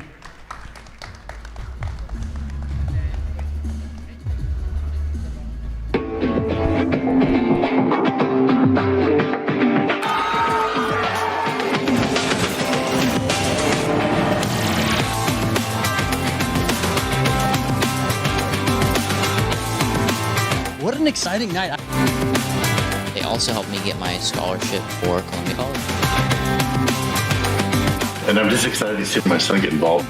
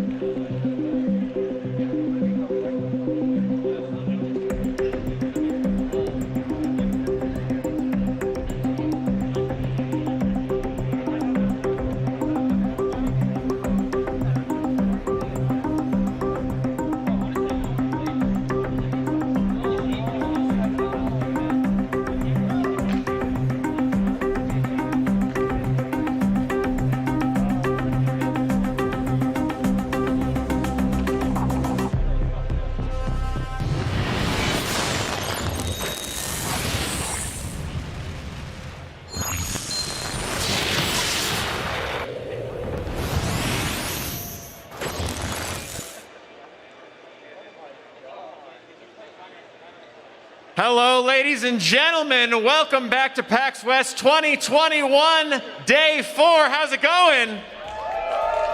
Yes, Woo is right. It is definitely Day 4. Everyone is settling in for an amazing day of esports here on the PAX Arena stage. It is still PAX Arena, if I didn't already say that. I think I did. I'm still Alex Correa, for better or worse, and we're still the home for amateur esports here at PAX. We have something very exciting today. We are switching gears from Guilty Gear to Valorant Gear. That made more sense in my head when I thought of it, but we are switching to Valorant today for a very exciting tournament. It is the Spin Valorant Showcase, a $10,000 scholarship tournament happening live on stage here. We're gonna have 17 to 24-year-olds duke it out for, again, 10,000 scholar dollars, that is scholarship bucks, live on stage, with the grand finals culminating in just a bit. So you're gonna see the money actually be given away. We have a giant novelty check in the back. You are not going to want to miss it. If you missed the panel a couple minutes ago, again, this is all made possible by Spin. They're an organization that helps bridge the gap between high school and college esports players. Go check them out at espin.gg. They are the reason for the season. They are the reason we're doing this right now, and they're an awesome organization. But enough about that and my yapping. Let's get to the more professional yapping of our casters over on the caster desk. We're going to take us through these epic matches, clutches, headshots, and other terms that I definitely know. Casters, how's it going? Thanks so much, Alex. It's a pleasure to be here in Seattle, Washington at PAX West 2021. My name is Fickle, and I'm happy to be joined by Evil Cat on today's broadcast for the Spin Collegiate Showcase. It's going to be one hell of a ride here for some Valorant. Mimi, are you excited today? I mean, I'm so hyped. We were mentioning this during the pre-show, but Valorant has not been on LAN for the most part. We had Masters, we have a couple small events, but this is 10,000 scholarship dollars on the line. It's a big tournament. For a lot of these players, it's going to be their first time playing on a stage, and well, for sure, probably their first time ever playing on a stage for Valorant, and I just couldn't be more excited what these people can go show out for us. And we have a beautiful stage behind us as well, thanks to our sponsors as well, from ViewSonic all the way to Razer, AMD, EK Fluid for providing the PCs, Spin, Cope, as well as SteelSeries for the peripherals. We have some really, really good setups here. 240 Hz monitors, 3070 equivalents, as well as AMD Ryzen processors. It's going to be very, very nice to play up on those setups. Let's talk a little bit about the prizing that we have underway here for the showcase for those Scholar Dollars, as Alex has mentioned. I like the name of that so far. So it's going to be $7,500 going towards the winner of today's tournament, as well as $2,500 for second place. Third place will be going home not empty-handed. They will be taking away some PAX merch, but all of the Scholar Dollars is for first and second place. So if you're not on the podium, you will not be taking away those monies anytime soon. Unfortunately for not finishing third and fourth, but hey, you're still not walking away empty-handed, and you got a chance to play on one of the best stages in Seattle. Yeah, absolutely. It is a lot on the line for these squads. And well, what we have remaining is 4 teams. We're going to be working our way through 2 semifinals and then culminating into a best of 3 grand final. We can take a little peek at the bracket here. We have Monkey and Team SG on the upper half, and we have ZZ Top and Apes with Keyboards down below. Some interesting names on these teams, but they've had to fight through a lot. These best of 1 format, I mean, it can be tough. You lose one map, you're knocked straight out of contention, Fickle. And right, the best of 1 format has been such. We had 15 teams of 17 to 24-year-old, either high school or collegiate players. You had to show your ID to be able to get into this tournament, so it's a little bit stringent with the qualifications, but we wanted to make sure that Spin is awarding these prizes to eligible students going either into college or who are already enrolled in a university. So all the players that you see right here on stage, college level and high school players, and I believe we are looking at Team Monkey there on stage left, and that is Mui Minashi, Wizior, Kitsune, P-Man, and B-Man. I wonder if P-Man and B-Man are brothers or some sort. And that is going to be your team on the left. The team on the right is going to be Team SG. And we got a good look over there once we pan over. But again, all college players. Look at those beautiful EK Fluid PCs with the water cooling in the front as well as the RGB. They're absolutely beautiful. Taking a pan over here to SG.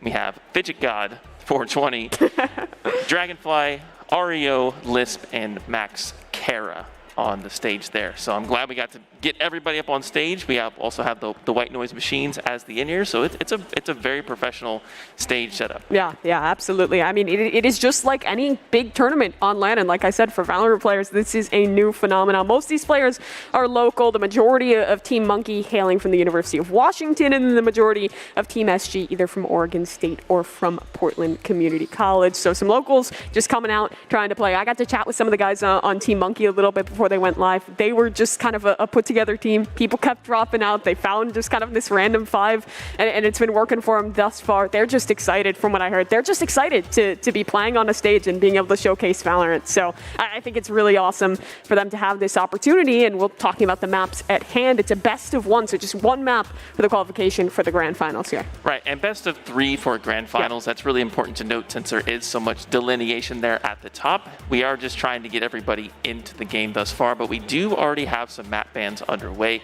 Team SG has went ahead and vetoed both Breeze and Split, while Monkey has banned Haven, and I do believe that the map we are going to be playing on in this best of 1 will be on Ascent. Let's talk a little bit about Ascent and the core agents that you would like to see coming in today's rosters. Sure. I mean, I think Ascent, when you think about Ascent, it's just good, honest Valorant. There's less so in way of gimmicks. The only gimmick is with those doors. So the comps, you can get pretty wide with it. I was watching some of the games earlier from some of these squads, and you can really vary it up. You're going to need a smoker of some kind. Normally, that's the Omen or Astra on this map. Viper, you can do it, but Brimstone, not too viable whatsoever. We'd expect that. It's North America. It's Pug teams. We're probably going to see double duel duelist out of most of these guys. Probably that Jet. I've seen a surprising amount of Phoenix, actually, especially with how good Sky has been. But, you know, I think when you're playing in a puggier environment, when you're not a preset 5 team, when you're not scrimming too much, when you're not practicing too much, where you're just trying to come out here and make a showing, playing to your comfort is really key. Who do you play in ranked? Who do you play when you're just queuing with your friends? Go with who you feel most confident. Yes, there are agents that are meta, but I think at this level, we just want to see these players playing what they feel best at, because the whole point is to showcase their skills, showcase their abilities, and well, pushing outside your comfort zone, yes, that has its rewards, but it can be a big drawback in some ways, and again, especially when it's best of 1. I'd really like to see a lot of duelist picks here. As you mentioned, it is a more of a puggy environment. Yeah. Some of these players actually were kind of free agents coming into this. They joined the free agent pool and then they formed their teams on their own with the communications from the other collegiate players. Shout out to the crowd as well for coming in on a Monday here at PAX West. Thanks so much for showing up, whether you are a parent, sibling, or just a friend of the players. And we are in the match, so let's take a look at character select as we start our first match between Monkey and SG on Haven. Excuse me, on Ascent.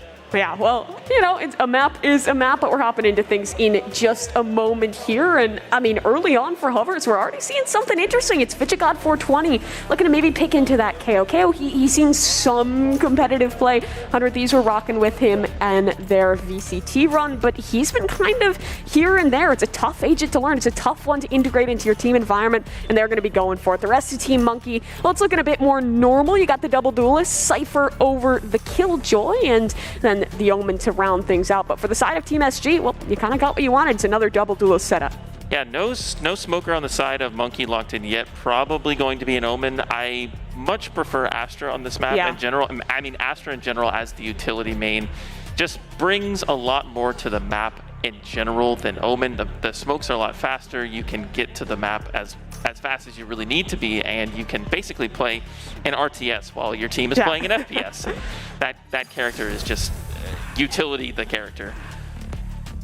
Yeah, and I mean, on the other side of things there as well, they are rocking with the Sage. I think Sage has a lot of utility, especially starting out on this attacker side. The off angles can be excellent, but looks like we're just loading into things here. Starting out on the attacking side, it's Team Monkey, Team SG on the defense, just the best of 1. So you lose here, you're knocked out of contention, but you win, and you're into the scholarship money. Yep, here we go. Monkey on attack. Let's see what their first pistol round is going to be. Couple of Ghosts on board for our duelists, of course. Ghost on the Reyna, Ghost on the Jet on both sides. We'll see how they have to stack this very first round. Seems like Cypher is hanging out towards A as the anchor. I'm really curious to see where KO goes as a bit of an off-brand pick in meta. I really want to see where they play on defense. Yeah, it's going to be interesting to see. I think this composition, it does lean to that aggression with the KO. The pop flashes that you have to work with can be really big, but the drawback is you're lacking out on that Sova, but it goes for both these sides. One of the best agents on this map, he has been neglected, but here we go. It's Team SG on the attack, and they're looking to quick out towards A, but information garnered as P-Man will find a frag out towards mid. Yeah, instant headshot coming out from P-Man at the mid arches. Seems like they're going to take this push towards doors. P-Man is a one-man wrecking team. Seems that Dragonfly also picks up one on A side. Here's a triple stack coming into A.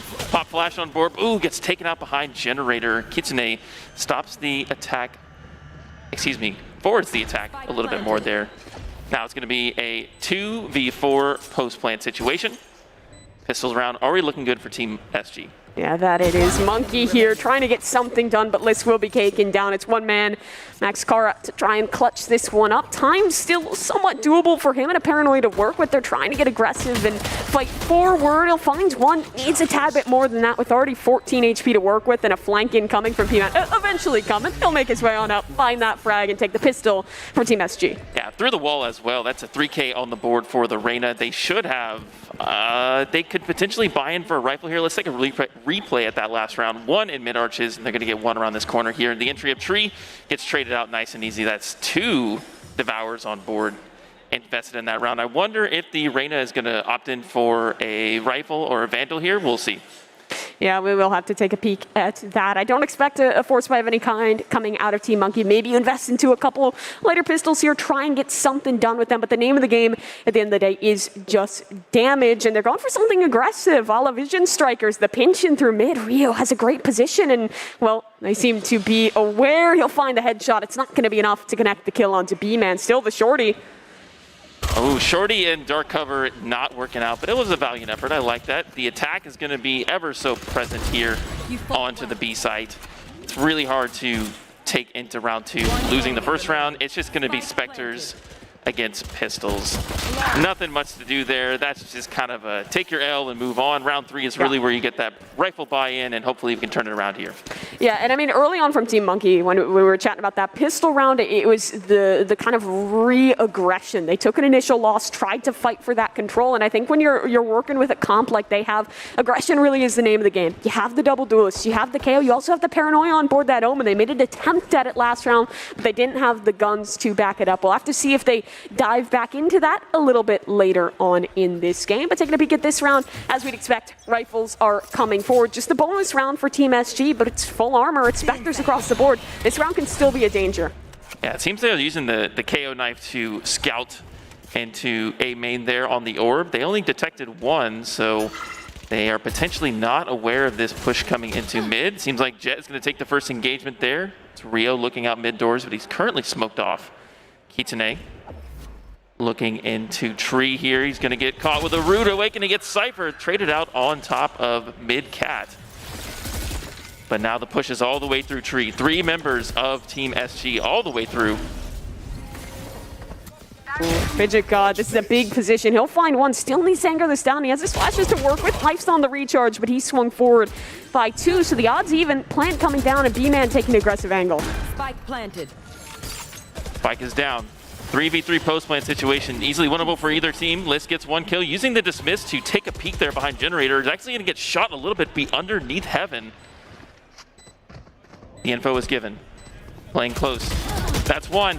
Gets traded out. 2v1 situation, 1v1 situation, and he is not able to get the frag there. Lisp is going to lock it down and get the round back on the board for Monkey. Nice bonus round. Yeah, I mean, early days here, we're seeing some struggle with the information on the retakes, and that comes with the lack of Sova, the lack of Sky. Sure, your KO is great, but he only really has that one utility-heavy piece of utility in the knife. He had died early on, so they were working with just the flashes that they had to find back into the site. That help position with the Sova, easy to clear. Without that utility, it gets a bit more difficult, but they're still able to overcome. However, we're now seeing kind of the damage that was dealt out of Team SG. They found all but 1 frag, so it's just going to be the SMGs here, while Team SG have a fantastic buy. Here we go. Round number 4. Empress is online here for P-Man. Taking a few pot shots through the smoke. Rio consistently getting smoked off at mid-arch. They're able to take this grass position pretty easily. Here comes the Lear and the push. Scouting the corners. P-Man sees the smoke come through the wall from the Omen, so he's very, very attentive to this angle here. Does he peek? Comes Rayo unaware. Oh, it gets the... No, unfortunate. Rio takes 2. Very well played from Rio to get that kill. Dragonfly, good position here. Fidget God will swing off that contact, but he's not cautious of main whatsoever. Still, your players are up, and Dragonfly, he can spam through this nebula instead. He might just try and push, but it's not happening. Door closed in his face. It's a 3v3. Another retake scenario where they're lacking utility and where B-Man is in an incredibly strong position. 3v3 retake position here. Bladestorm and Neural Theft potentially being able to be used for SG. Depends on the pick. Spectre at long range doesn't find one. B-Man picks up 1, playing behind Generator. They got the door on lockdown. Dragonfly's a bit checkmated here with the smoke and 2 people on the position. Kitsune is going to easily trade that out. Last member is Lisp up in Heaven with the Spectre. Kitsune is going to take that and run. No ults used, and 1 more on the side of Monkey. Yeah, Team SG, they're really struggling with the issue of mid-control right now, and that's the power of Astra. You plop down those 2 stars, open up a Nebula right off the rip. You have 2 immediately. You can put them up at the same time and immediately push for that control. They don't have the utility to very easily push forward past that. They tried to make the play. It was Rio specifically on the push-up with the Spectre, but it just wasn't working out. Now their economy is going to be fully reset, stuck into these pistols, and, well, the economy of the Monkeys looking at pretty stellar. If they can convert another clean anti-eco, they'll be looking great. That knife is working for KO. Detected at least 2 here on the push. And this is a strong 5-stack into A main. They're just going to go right in. Lear is in. It kills the tripwire. P-Man frags 1. Dismisses out 2 door. And that's a Blade Storm up above Heaven. Doesn't clip anybody. And so the push is completely in here for Monkey, and they have completely taken over site as a 5-stack. Here comes the rotation into Heaven. Remember, a Monkey goes down. That's Kara on Heaven, getting taken down by Kitsune. Blade Storm is out for Rio, but this is a full site take. Spike has not gone down. There it goes, finally. And now we're in post-plan. Yeah, that we are. It's just the Sheriffs. They're trying to deal some damage here, but it's just not working out thus far. Dragonfly looking for the head. It's not going to swing their favor. Flawless there in the anti-eco from Team Monkey. And I mean, they're just stoic, getting business done. Pretty easy to win that round there with just Sheriffs in tow. There was a Blade Storm used on the side of SG, but now we will hopefully be getting rifles on rifles here. And from what I see, actually, we are going to see our first operator come out from the side of Rio, looking into that mid push, which has been so free for Monkeys thus far. Yeah, they're still going to have to deal with the issue of circumventing those nebulas. You see he's posted up in mid. The stars are yet to be plopped down. Monkey has moved away from their mid control in these last couple rounds, and instead they've been leaning into these heavier executes. But despite not having a nebula, they still have the info. Camp spots out the Opper, and well, the tailwind's not enough. B-Man finds him a 4.7 thousand credit investment for nothing, and Dragonfly, he'll fall as well. It's early days, a 5 versus 3, still a minute and a half to work with. That's how you can tell the sign of a good player, when they're doing that running jump peek in mid where the operator would normally be holding, just to spot it out. And he does, and then gets the swing upon it from tiles using the information they gathered from that peek. Really clinical stuff here from Monkey so far. And at this point, you have to consider, do you save this one? Do you commit into this retake? You're looking for one for free here. That's the duty of Max Kara. He'll find it. That's why Zerhu is attempting to get that switch closed. It will go down. But B-Man, he's still holding out towards mid. This extremity control has been great. He might have just found a timing. Instead, it's B-Man for his B-Man as well. The brothers in arms get it done, and it's an operator in a 1 versus 3. Lisp is trapped. He's cut down in another clinical round, as you had said, for the Monkeys. Yep, and they pick up the operator as well. Thank you very much. That's going to go into my hands. They're going to put it on Jet, and we are back to an eco on the side of SG. It has been a rough first half of this attacking side, excuse me, on their defensive side for SG. Yeah, absolutely. And it is pug teams, but you always have to consider you have those 2 tactical pauses available. A minute to just slow things down. Think through your options, try and change up the plan, and ice out your opponents just a tad. We'll have to see if they pop one soon, but I don't expect it on this eco, and it won't be happening. Maybe a touch of aggression. It's out towards A main. So they moved KO out to mid to try to spot that tiles push, but they have completely taken the wrong guess here, and this is going to be another fairly heavy push into site here into A. Lear comes out, dark cover, but now we have a Cosmic Divide that is completely splitting off Heaven. Ooh, nice little one-tap there from Dragonfly just to keep the pressure on. 2K from the attacking side, both B-Man and Kitsune and P-Man picking up a kill. Oh! I couldn't tell if that was a no-scope or a quick scope. It looked a little bit just like a no-scope. Hard to verify on that angle. But now it's a retake situation. 1v3 here for Lisp. Got Empress. Oh, trying to grab the Phantom, but his grubby little hands were taken down on the angle by P-Man. Could not get, couldn't use the extendo hands. Sorry, Randy, you can do a lot, but you can't extend your hands that far. Oh, that is a tough round. They didn't have the right read, but what we're finally seeing is their aggression succeeding. There was a wrap coming through that entire round from the Reyna of this defensive side, and I mean, just look at that replay. B-Man, absolutely ridiculous. I think in slow-mo, that was a no-scope. That was, you know, a little bit of luck, a lot of bit of skill. You take those if you're the Monkeys. The economy's going to continue to Blossom, but Team SG, now they'll have money in the bank. I've always heard that you have a 100% accuracy buff when you're playing Jet with the operator, and I think they're taking advantage of that. Oh, Ryu finally finding an opener. He has the tailwind. He wants more, though. The dash not good enough. Somehow finds 3. Rio, this might be the play they need to get back in the game. The greed does get the better of him. And now this round, I mean, it's actually winnable for the Monkeys. Look at that. They're going to throw the operator off the cliff just to not forfeit any of the economy here. It seems that B-Man and Kitsune have already relinquished this round as a loss. Astra sitting on less than half health, as well as the Jet weaponless now. Picked up a rifle on the backside in B main, and they have rifles on board. Actually, I think Astra gave the rifle over to Jet, and Astra's gonna get the rifle in B main. Ooh. So now here comes the push into B. Enough time has gone by that potentially SG thinks they may have rotated over, but Gravity Well is out towards Market. Max Kara sees Jet, gets one.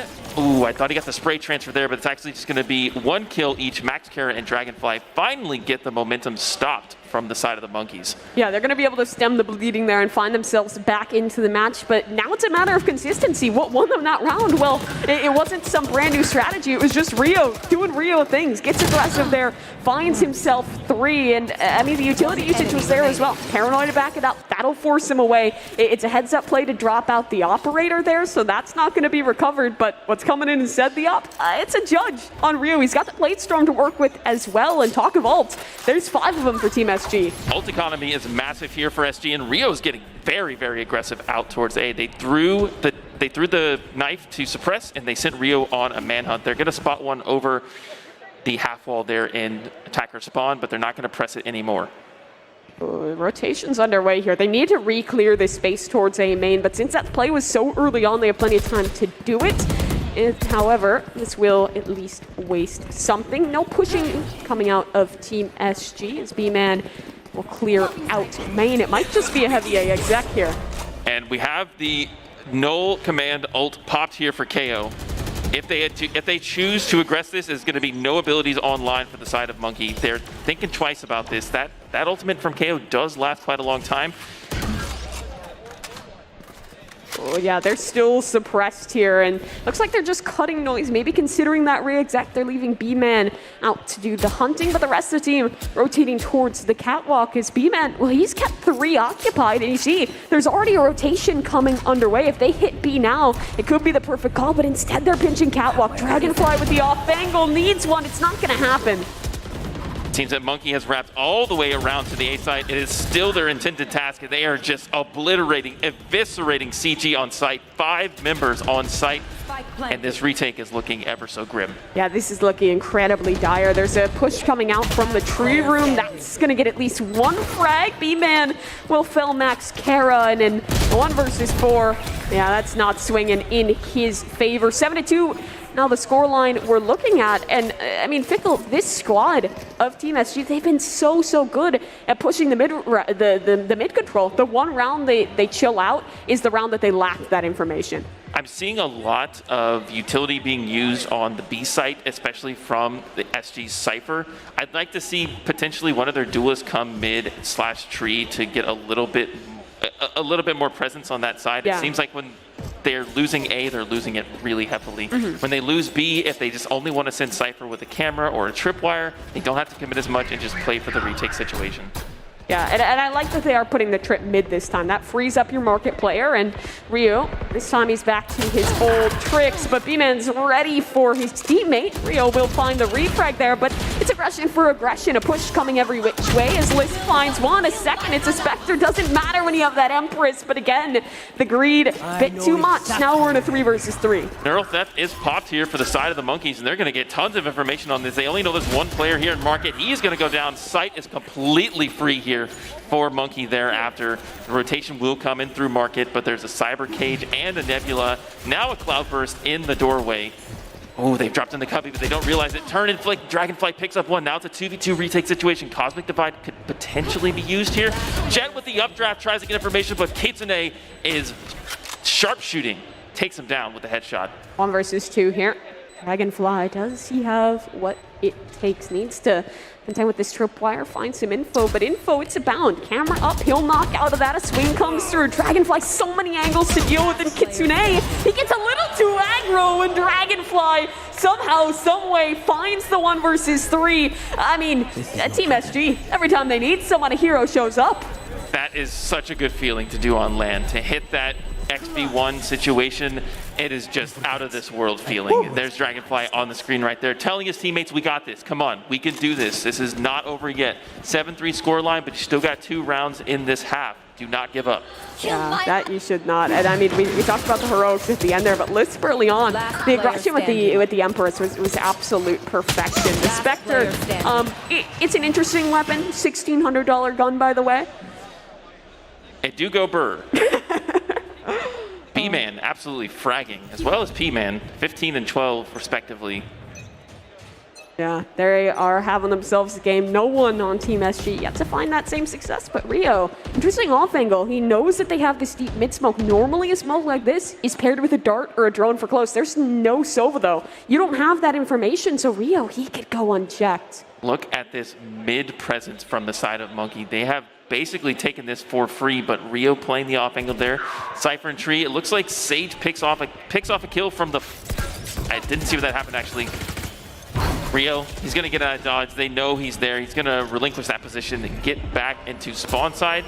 Dragonfly gonna get Nebula off there on the entrance to Tree. They're spraying through the smoke. Jumps on top of the box. Great angle for Dragonfly. Picks up 2. Kitsune trades back. Liz comes in with the Leer.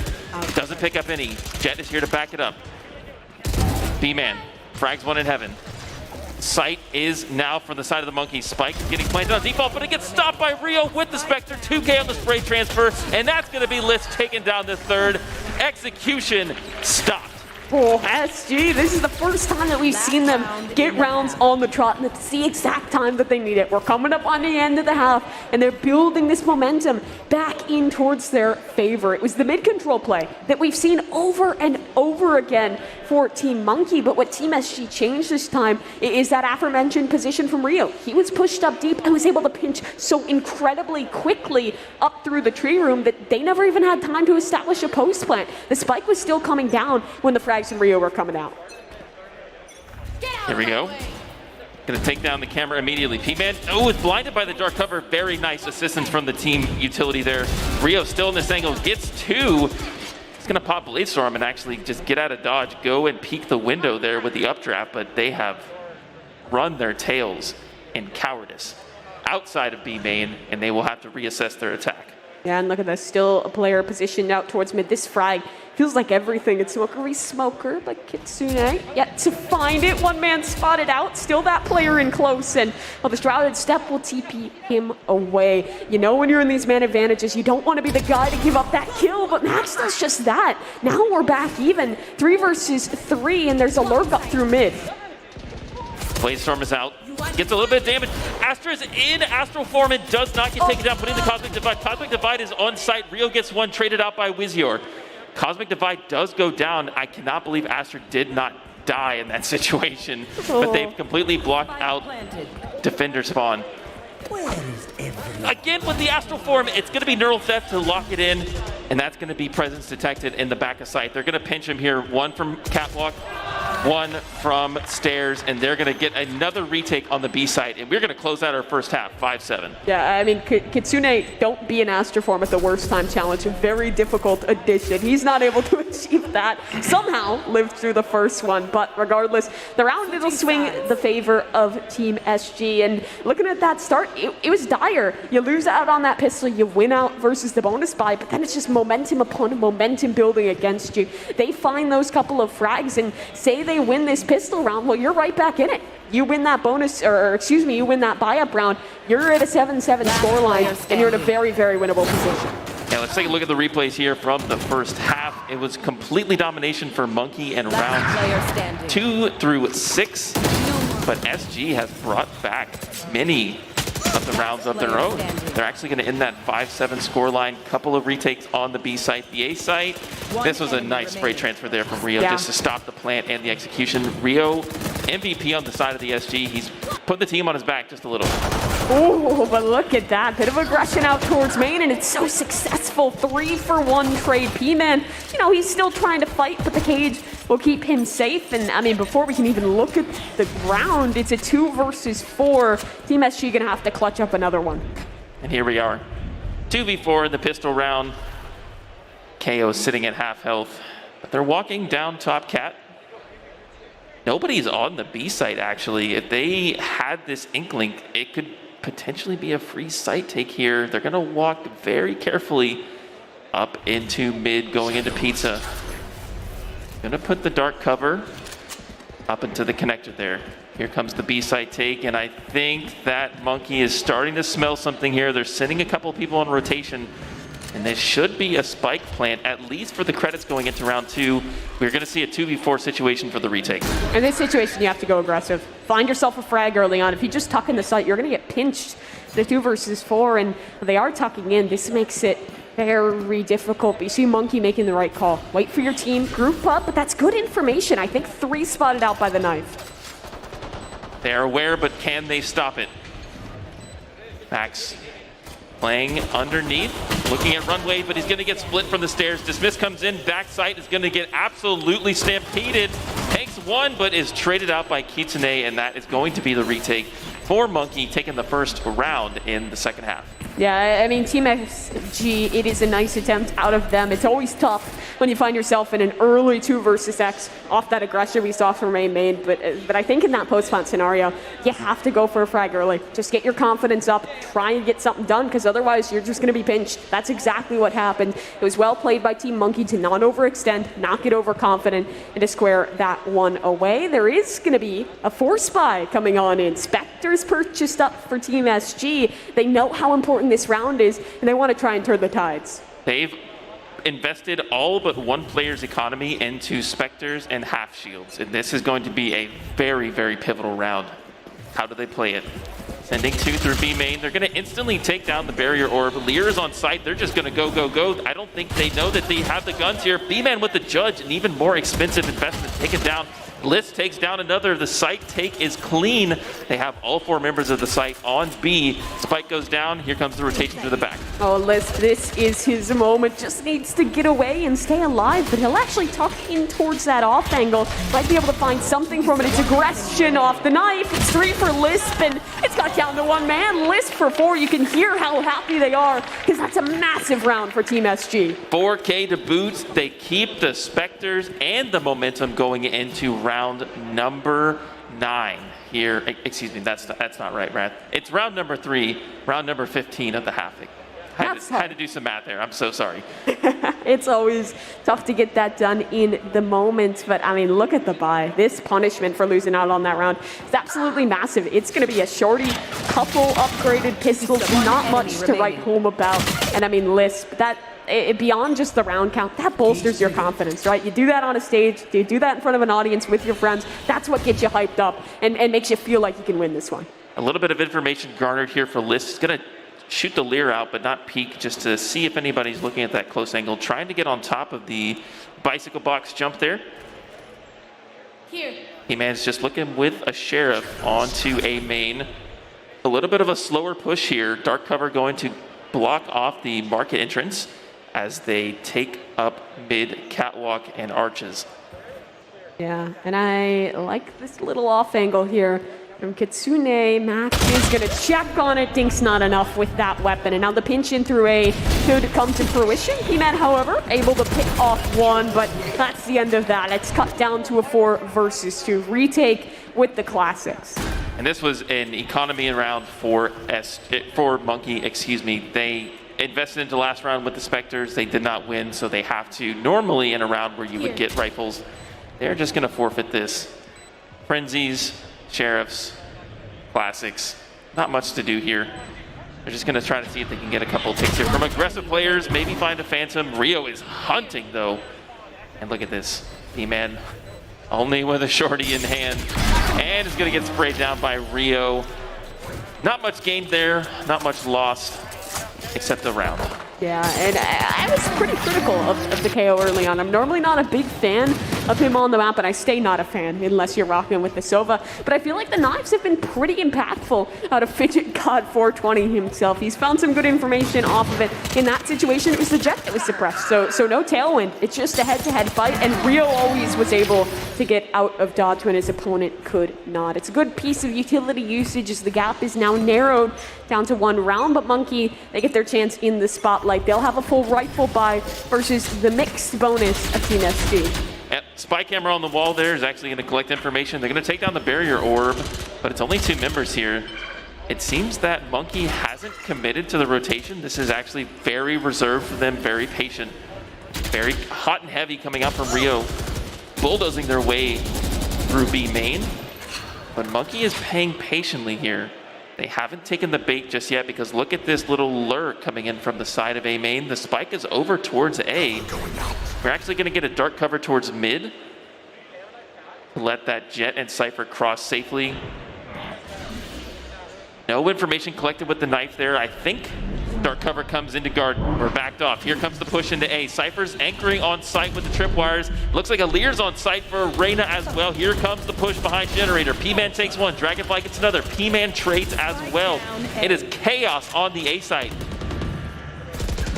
Retake here yet again, but it's just aggressive. They're pushing forward. Rio wanted to even out the odds, but now it puts his team in a very, very tough position. They've lost their space out towards 3. They're soon to lose A main. It's going to be a 3-way pinch, and now it's just 1 man. It's Fidget God. Oh, can't find the shot. Clean from B-Man there with 3. Monkey back to their old ways. I have to really commend Monkey's patience in that round. Yeah. They saw the very heavy utility push coming into B main.